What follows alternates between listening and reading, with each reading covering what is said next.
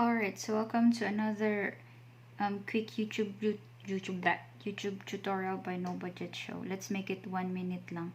So how to add music without copyright. So some of us just search, download, but no, there's free. So go to your YouTube account, click that where you can see your face, and then YouTube Studio.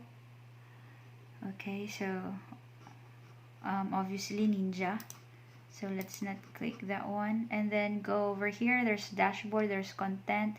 You scroll down, there is audio library. Click that and there would be songs that you can choose from.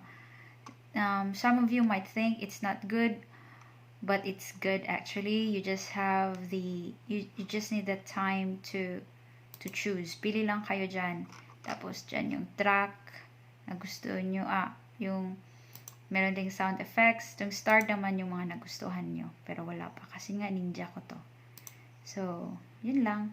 Thank you!